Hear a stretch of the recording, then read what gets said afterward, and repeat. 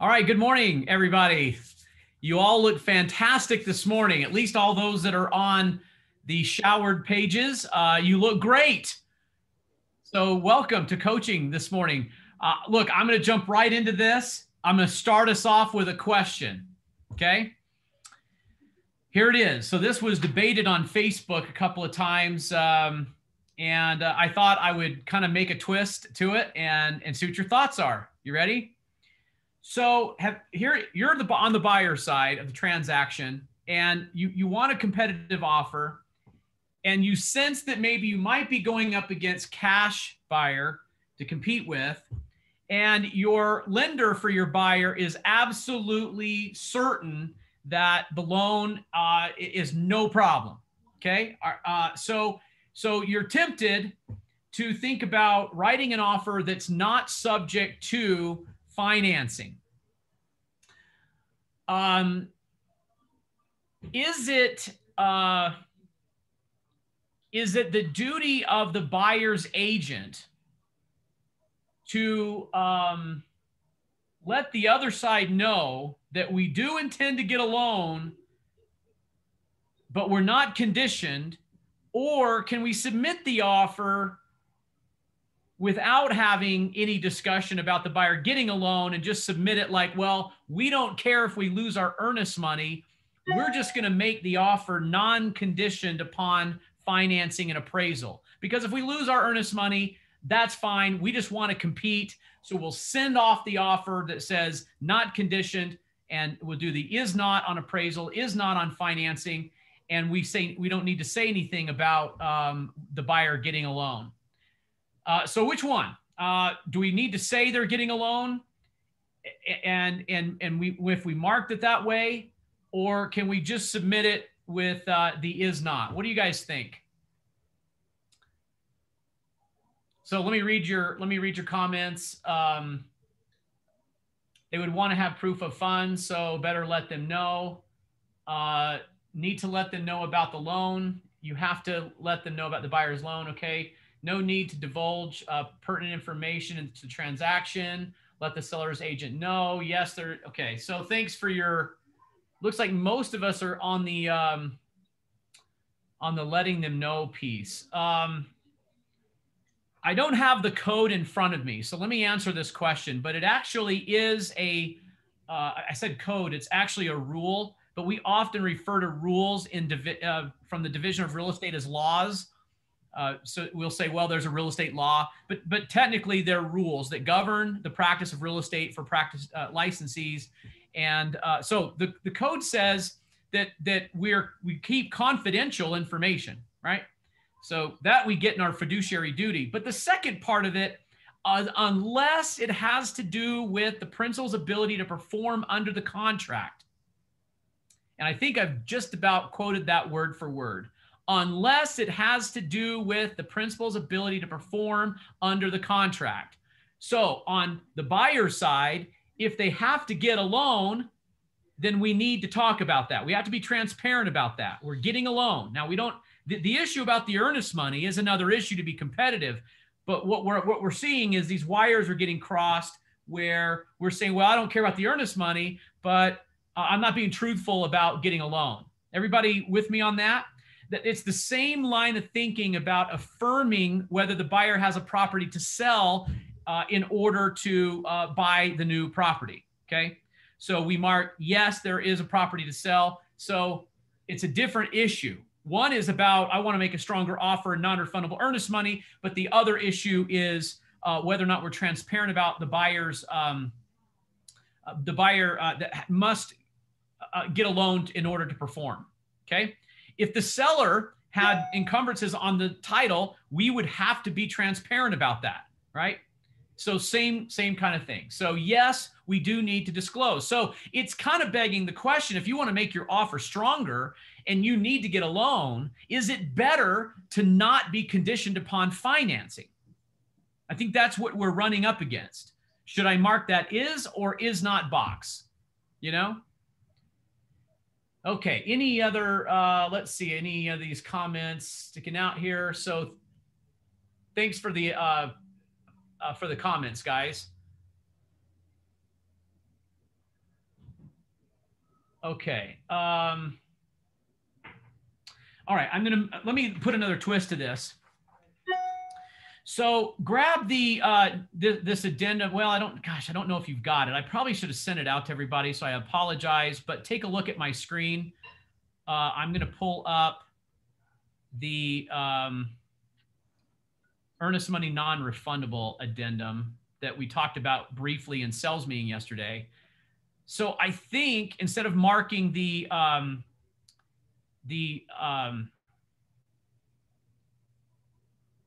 box is not in financing and appraisal, I think we'd be better served to use this. So look, all the managers have this right now, so feel free to ping them and get a copy. It's going to be in .loop soon. I suppose none of the gals want to chime in on whether or not it's up yet, right? I'm just going through this photos here. I don't see Courtney or Jennifer yet or on here, but okay. So here's the document, and this makes earnest money non-refundable upon acceptance, and also released to the seller, which is this blank here. So we're going to give ourselves so many days to release. We're going to have this amount of the earnest money non-refundable. I get that there was a time where we'd never even contemplate non-refundable earnest money upon acceptance. I mean, we would, oh my goodness, we made our REPC deadlines 3 weeks and 4 weeks and, no less than 10 days on due diligence and things like that to avoid the buyer losing earnest money. And man, that's just been turned on its head in this competitive market. We're not only trying to convince the seller to accept the offer, but we're trying to beat the other offers that we're competing against. So this is been a very common way to show the seller that you're real serious. You'll close the property even as much as some of the earnest money will be non-refundable. So any comments on this, guys, or questions about that form? Okay, let's do a poll then. Let's start off on the listing side. You have been a listing agent and you received an offer that the earnest money was non-refundable upon acceptance. Has that happened to you at all? Just say yes or no. Okay, so the no's are you're the listing agent and you have not seen an offer that says non-refundable earnest money upon acceptance. Geez, Joe, we should have done one of those poll things, right? So it would count it for us. Okay, not seeing it. There's a few yeses in there. Some of our markets, this has become very, very common in order to beat out. Now, look, you know what the great thing about having non-refundable earnest money is? You don't pay more because earnest money is a credit, right? You're not paying more for the property. You're getting a credit for your earnest money.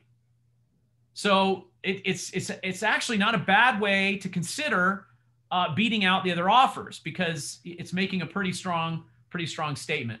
I'm actually surprised to see that there's not a lot of no's. How many of you on the buyer side, let's change it now, so go to your chat, buyer side, have had a buyer that would like to make an offer where the earnest money is non-refundable upon start to beat out the other offers? Okay, now this is looking a lot. We started off with Donna and then Daniel. So, okay. And Jennifer says never the buyer. Okay, must be, Jennifer, it must be market, price point or market driven. And Jackie's saying no too. Sally, yes. So, guys, take a look at your peers. And this is becoming really, really common.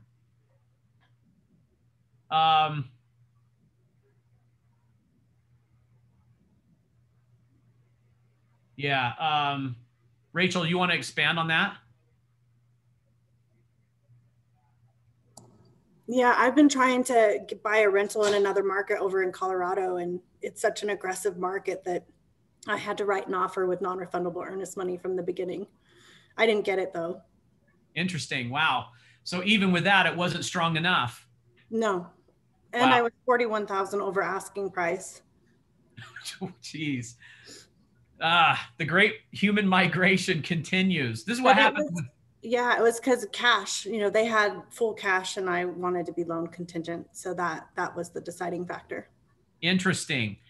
Hey, John Lucky, let me rope you into something because I think you were following the same Facebook chat that I was, this issue of cash. I think I saw something, granted, it was Salt Lake County, guys, but it was statistics about the percentages of actual deals that closed cash. Did I read it that it was only 13%? Is that what I saw, John?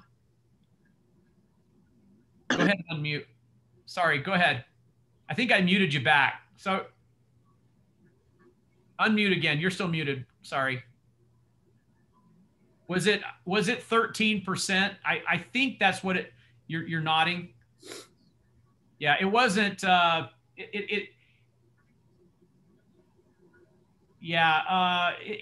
I think what we're trying to say is we believe sometimes we're going up against cash. We're not always going up against cash offers because at the end of the day, look, the data is showing it's only 13%.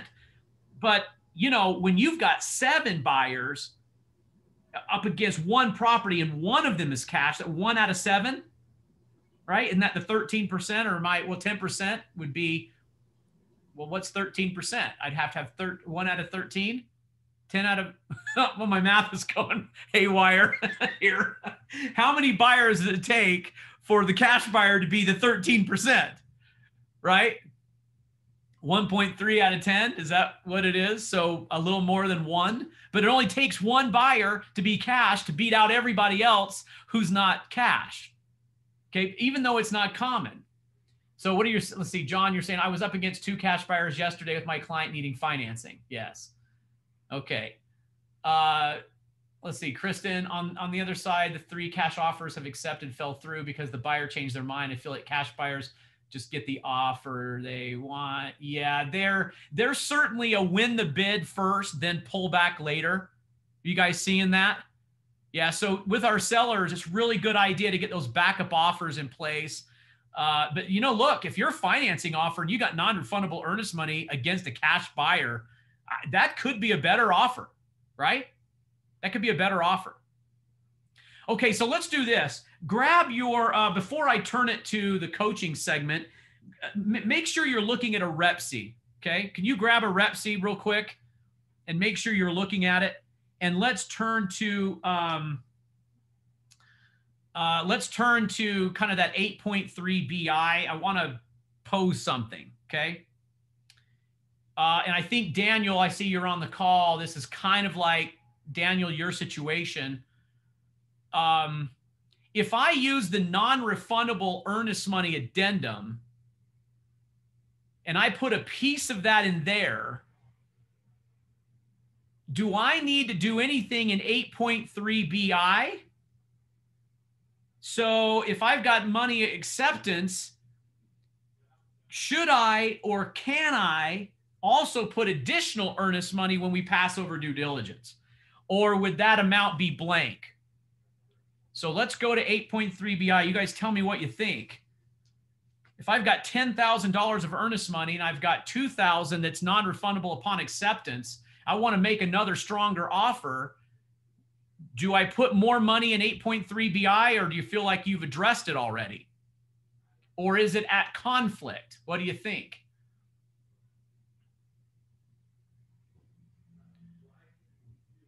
Okay, Peter, not always. Yes. Yes, more money. Okay, yep. And John, you believe it's a conflict? So let's look at that. Okay, I've got to share screen. Shoot, I'm going backwards here. I'm looking at it and you guys can't see it. Okay, let's pull it up. Here we go. I just grabbed the coaching book. Sorry, let me go through these pages real quick and get to the rep sheet. I think we had it right here. Here we go. Okay. So let's make sure we understand the win on 8.3 BI. So here we go. Never, just ignore the 3, 4, and 5. That was a different class. But 8.3, here's the financing. We mark is. The I portion, right to cancel, sole discretion, not satisfied, right? Okay. After due diligence, okay, the buyer can cancel, whereupon this earnest money will be released to the seller without further written authorization from the buyer. So this is another portion of the REPC. The earnest money non-refundable addendum has another amount of earnest money that is non-refundable, but it's upon acceptance. So the way that I look at this, guys, is this is two different pieces of the pie. I think it's important to understand that. This is upon acceptance. This amount of the earnest money is non-refundable. Okay? Then in 8.3 BI, we have another portion of earnest money, which is due when it's after due diligence. Everybody getting that? Okay, so that's different pieces of the pie. So I could have 2,000 non-refundable upon acceptance. I could have another 2,000 that's non-refundable and released to seller if I cancel, non-refundable after due diligence. Now, this is only released to the seller if the buyer cancels, where on the non-refundable earnest money, this is released within so many days after acceptance, right? Okay, thanks for the head nods, you guys. I do appreciate it. Oh, you gotta love Zoom, you know? Gotta love Zoom. Okay, I wanted to make sure we bring that up. Let's see, I think I got one more here. Okay, let's debate this. Let me stop sharing screen for a second.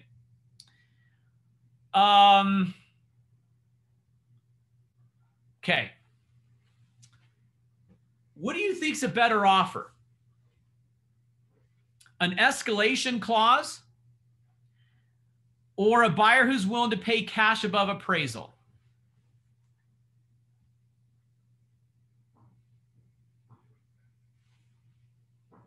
By the way, neither buyer is cash.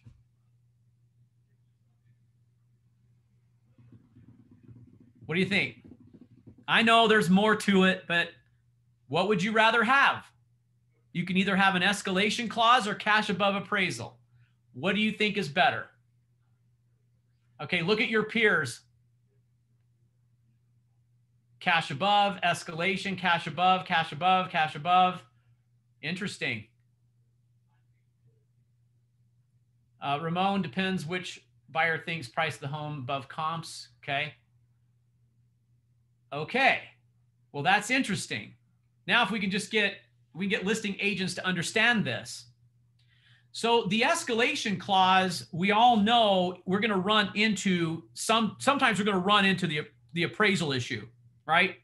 So it's really nice that the price is climbing, but we all know the game ain't over because we got to get it appraised for value because all of our buyers are financing. So what happens when it doesn't appraise? Okay. So I think that this is right. I think your opinion that the cash above appraisal is better than escalation. Well, I'm getting calls from you going, how do I make a better offer? We might want to think about coming back to the cash above appraisal if the buyer can actually do that. Okay.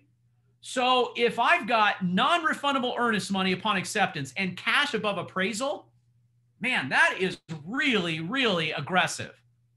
Okay. All right. One more thing I want to debate. No deadline or short deadline. Okay. What is better? Okay. Now I'm going to ask you guys, let's put your listing agent hat on and let's poll. Let's do this one. Let's do no due diligence. So would you rather as a listing agent have a no due diligence or a short deadline? So really short deadline or no deadline at all? Which one? You're on the listing side. And Jennifer, I'll get to your question. I'll come back to that. What do you think?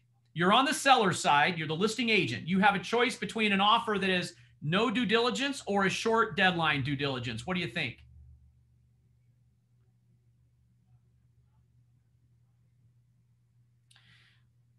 Okay. Maybe we've talked. So real smart group here. Well, you know, we've got some no short deadline. No. Okay. It looks like a 70-30. Maybe 50-50. Geez, Joe, next time we're going to do that fancy poll. So it will count for us. But we're certainly divided on this, aren't we? Okay, here's what worries me about no due diligence on the listing side. Okay?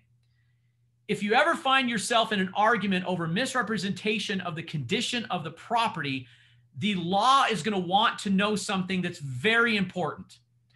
It's this: was the buyer given an opportunity to inspect? If they weren't given an opportunity to inspect the property and something was discovered after closing, then the buyer has a stronger case that there was fraud or misrepresentation, because we just took away caveat emptor, because we didn't give them a chance to see and evaluate the property. So yeah, exactly. We do not want, look, I don't think sellers need to be taking offers that are not subject to due diligence. I think that we're going to get in trouble. Okay. And Zoom is freaking out on me for some reason. That's weird. It's like shuffled all you guys 5 times. Yeah, let's not look at no due diligence as a better offer. Okay, we want to be able to say to the buyer, here's all the information, you had your opportunity and you moved forward, versus there was no opportunity, you just took it like it is. I think that's too much weight on the buyer, right? And too much weight on the seller too, for not giving the buyer an opportunity. Okay.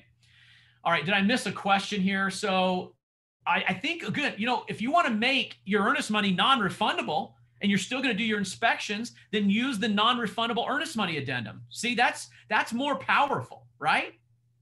Don't you think? Head nods. Yeah. Okay. That's more powerful. I think that's what we're trying to do. We're saying, well, I've got a buyer who needs financing, but we're so confident we don't need the condition to cancel and get our earnest money back. See, that's what we're trying to say, but removing that language cannot be the good thing for the seller. Okay, so we do want due diligence deadlines, but the shorter is fine. But a no due diligence deadline is not a good thing for a seller. Okay, all right. Is this good? Is this good stuff? This is advanced real estate, I'm telling you. Okay. Let's see if I need to come back and look at some of the comments here. Let's see. Jennifer had a question somewhere. Jennifer, do you want to unmute and ask your question? Jennifer Israel.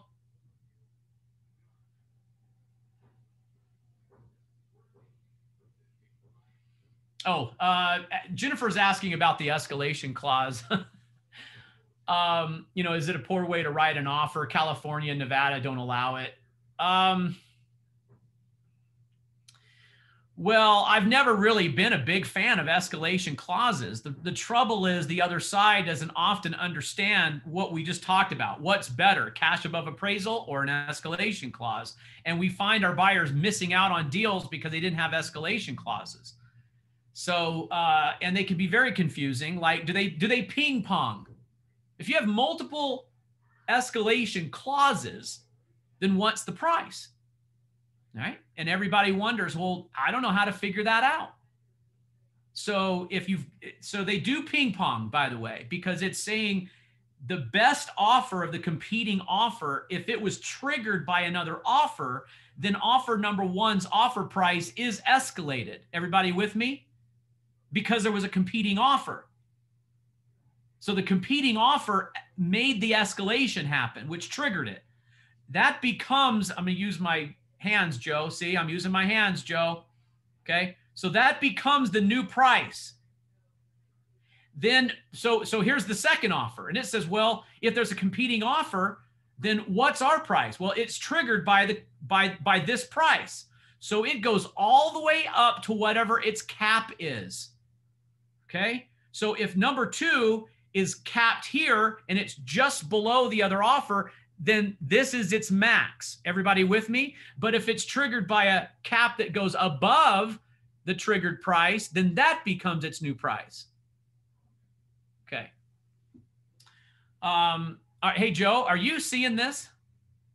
Are you seeing everyone shuffling? Joe? No, I don't have that. There's definitely some Zoom action going on for sure.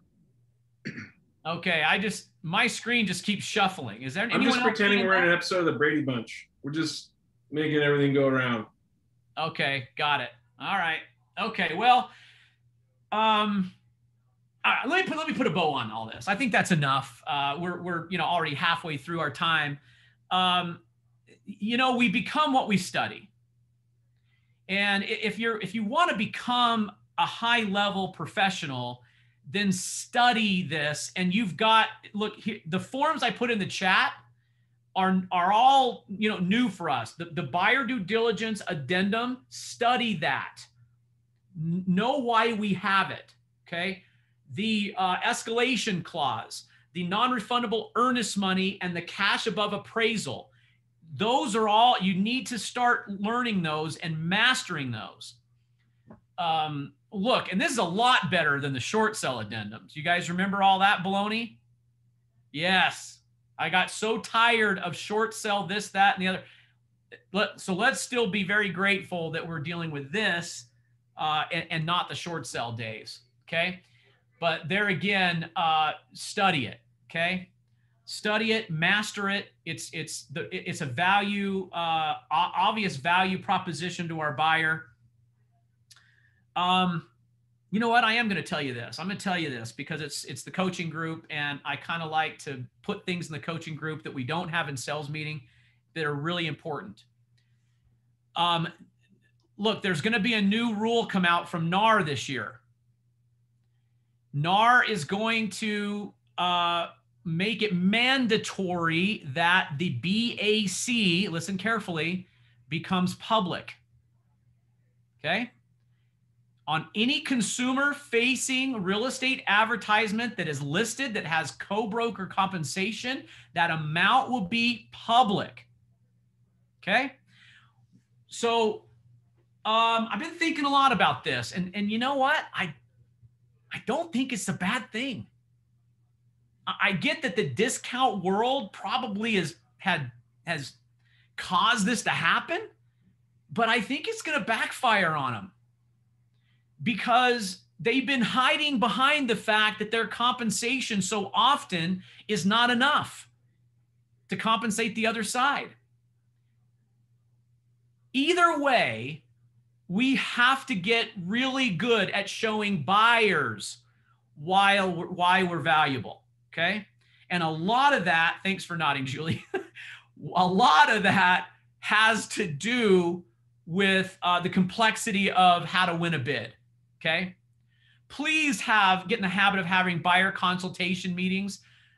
Don't just lead convert and meet them at the next house or talk about the next one online. Don't do that. Have a time where you walk them through how to go from where they are today to closing and everything that's in between. Have a listing appointment with a buyer, right? Have a marketing appointment with a buyer, the equivalent to a seller. Have that with a buyer.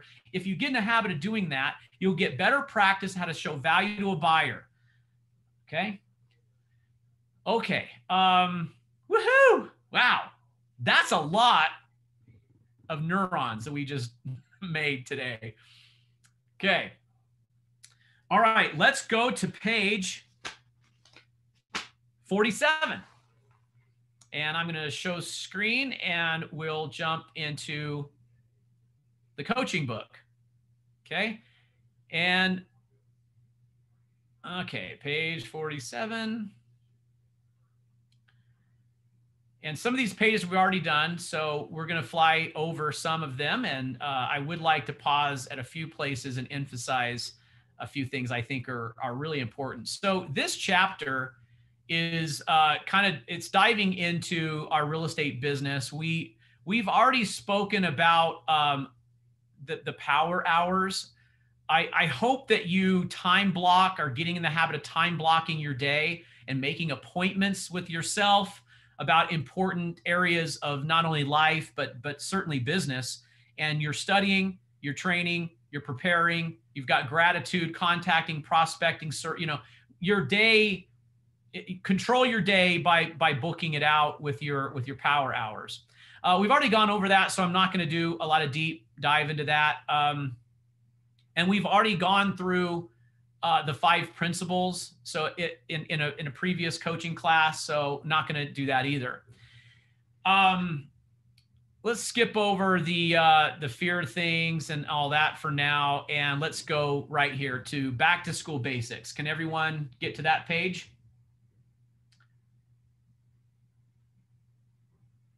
Okay, is everybody there? Head nods, you guys? Okay, thanks Linda and Moab, thanks Bradley. Savannah, you there? You got the right page? Okay, Kira, you got the right page?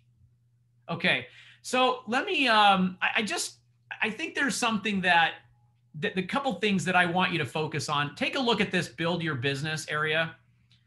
I want you to take a look at how you see your business from a different point of view, okay? This first blank here, a career in real estate is a career in business. What type of business is the business of real estate? What do you think? What is this? What's this blank here? What kind of business are we?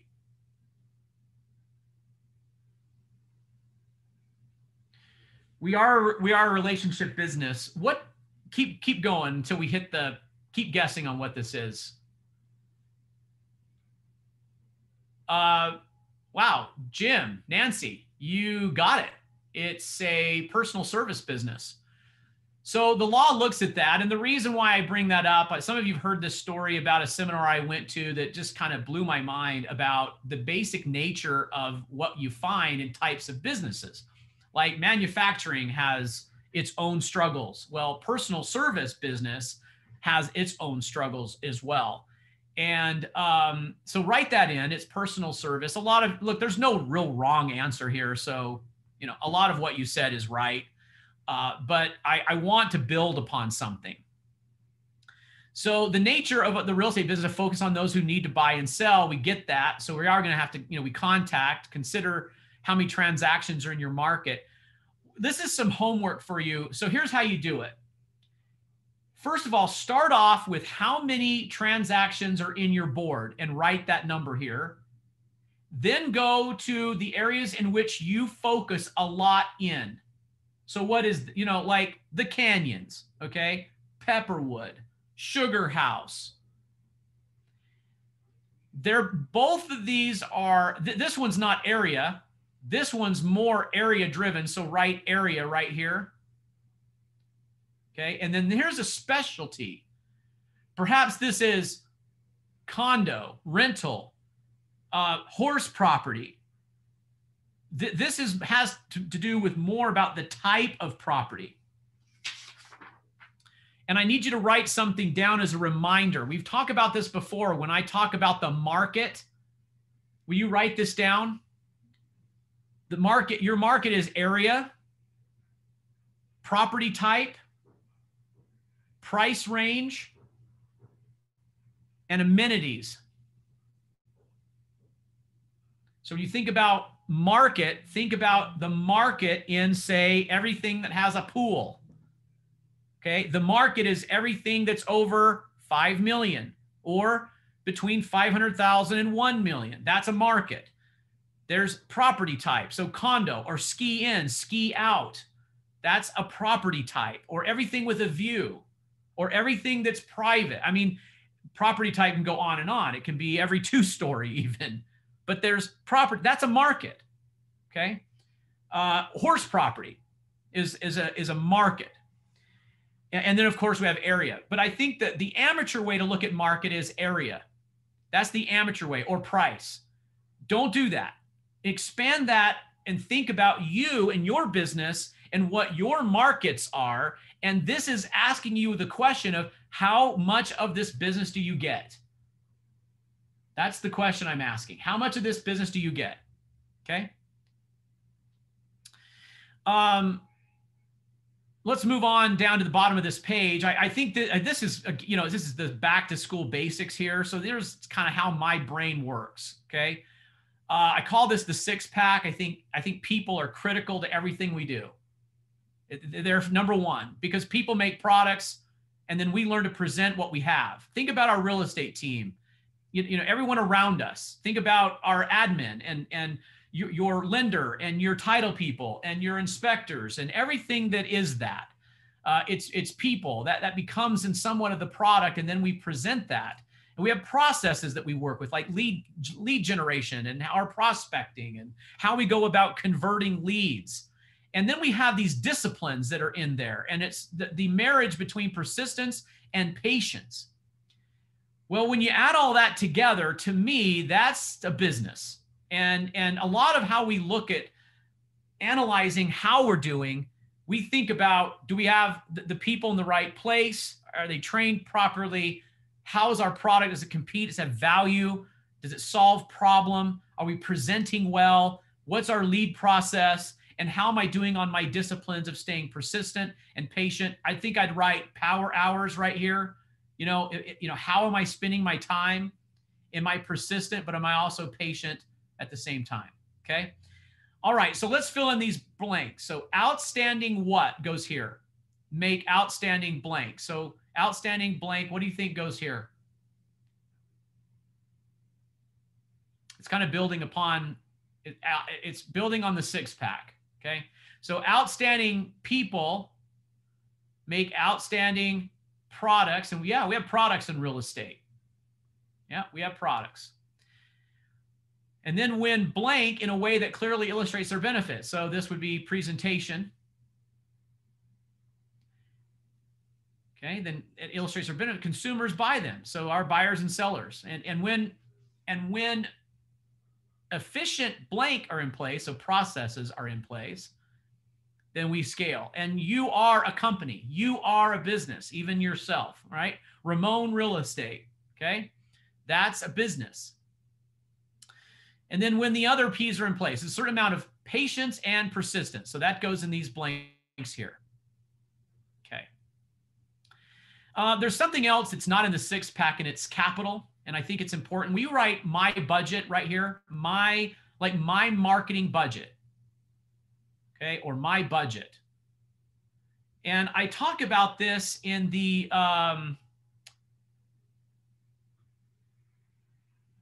business planning. See, look over here. See the map? See this section right here? This has to do with the expenses that I'm incurring, so I can determine what my net is.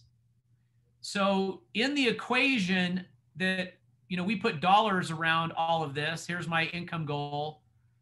We've got this expenses, sales and marketing, operational, fees and dues. What is my net? Good CEOs know these numbers. Do you know these numbers? Do you know what your budgets are in these areas? So that's what this is about, that we're talking about here with capital and our budgets. Okay, capital is a very important part of any business. Okay. Have we gone over this before? It's not the instrument, it's the player. I got Jimmy Shea here on my screen. So instantly I thought, hi, Jimmy. I thought of an analogy here. I mean, look, I could probably go out and buy the most expensive ski equipment you could possibly get and own that equipment. Is that going to make me a great skier? No, it's not going to make me a great skier. I could go buy the most expensive piano, and that's not going to make me a great player. Right? Linda, it helps. It really does. I mean, a beautiful piano sounds great. It helps a little bit, Jimmy says.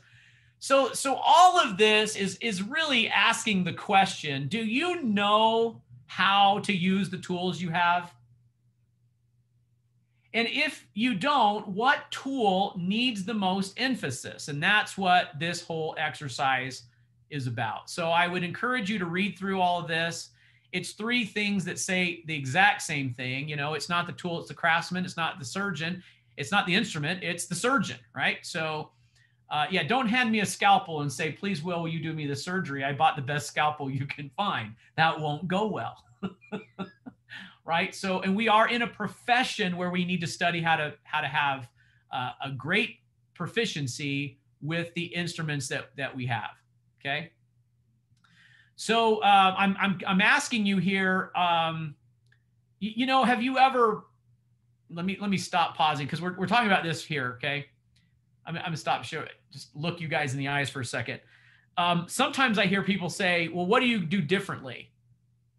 You know, like what do you have that other companies don't have?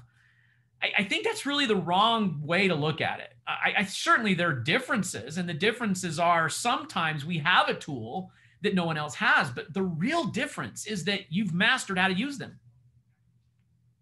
Everyone has the forms. If you're a member of the UAR, you have the forms. Now at Brookshire, we have a lot of internal forms. So yes, that would be the difference. But you know, it's really the highest level is when you master them. So I think the evaluation this morning is there a tool that sticks out to you right now or something that you need to study to master that you could make an emphasis with and put a power hour around it? What if you did that? You know, how would you be in, say, 5 days from now, 10 days from now on that thing? Is it Real Scout? You know, is it Moxie? Is it some of our tech tools? Is it Learning.loop better? Or is it the forms? You know, is it listing presentation? I mean, what is it that needs an emphasis? Because mastering it is the thing. That's the difference, right? Yes, Will. Sounds great. Sounds so good. Wow, this is awesome. See, now, Joe, this is where my personality benefits me because I can just self-entertain here.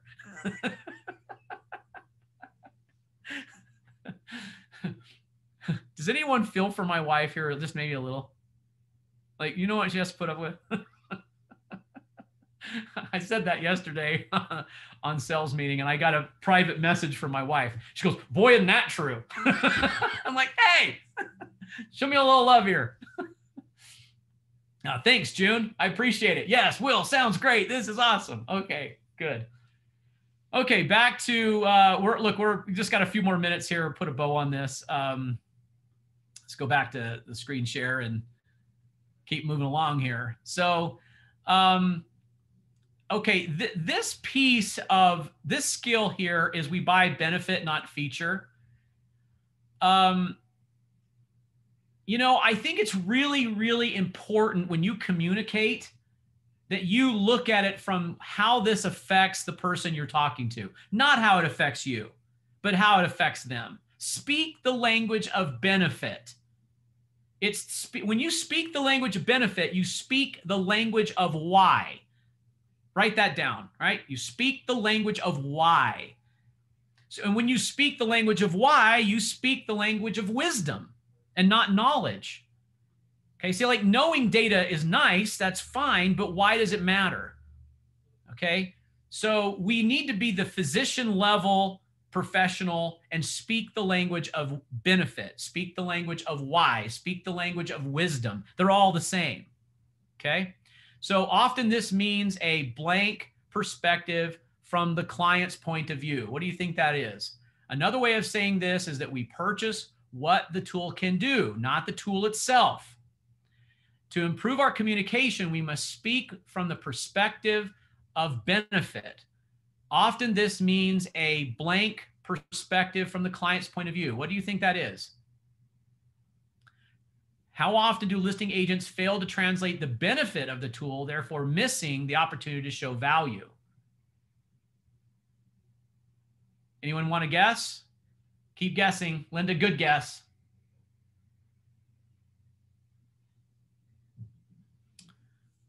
Nobody else? We're all pausing going, Will, what is it?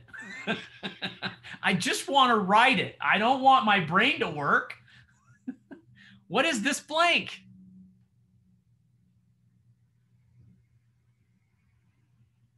Meeting of the minds? Add value? Okay, what's the blank? Okay, so we'll get a running start at this. To improve our communication, we speak from the perspective of benefit. Okay, often this means a what?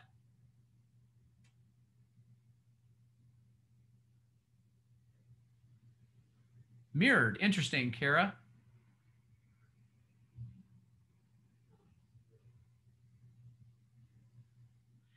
So I already said it. It's okay. So just write in here. I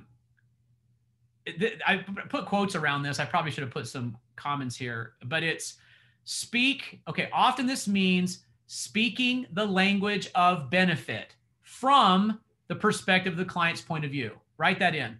Speaking the language of benefit from the perspective of the client's point of view. That is what we're trying to do.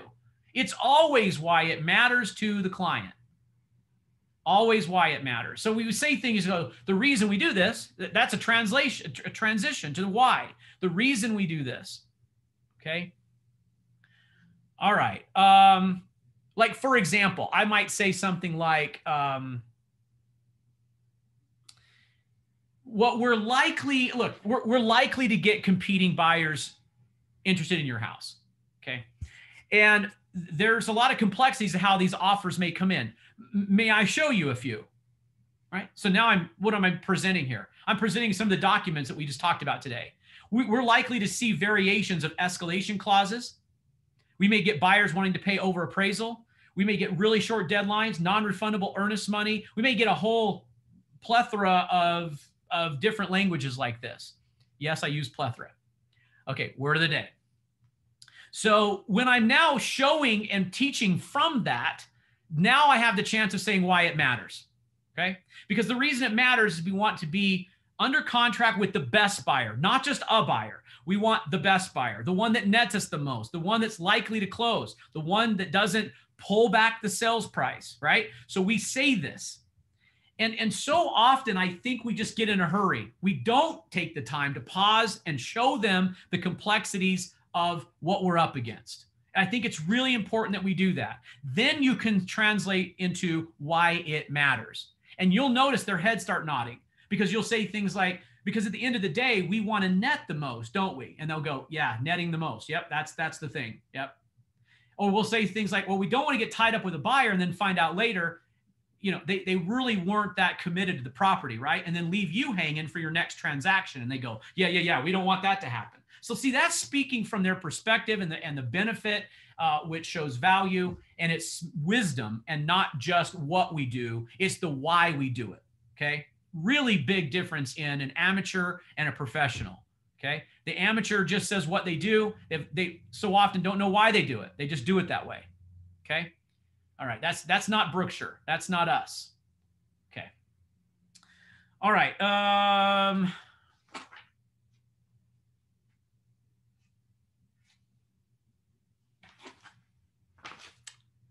maybe should we go to 59 and just fill those blanks in? And let's go to 59.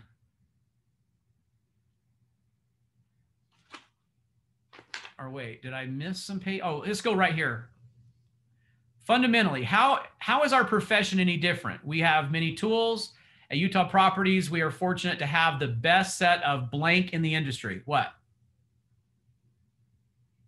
All right, so let's put tools here in the industry. What good are they if we don't use them, right? How good could we be if we mastered the use of them? Think of the pianist and the craftsman and the surgeon. It is not the tool that makes the difference. It's the mastery of the tool.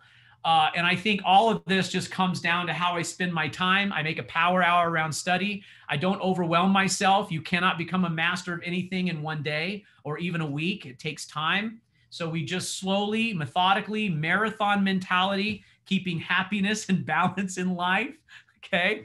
And, we move forward. Let me actually say something about this, okay? I'm great with high expectations. I think it's fantastic. As long as you're not too hard on yourself, okay? If you give yourself enough credit for the things you've done, as much as you do criticize yourself for things you have not done, then grow. Look, conquer the world. Sometimes I find people who, I got to get it all done. It's never good enough. And they're not happy because they're so hard on themselves. So please don't do that. Look, we can be champions. We can be gold medalists. We can be the highest level professional. Take a marathon mentality.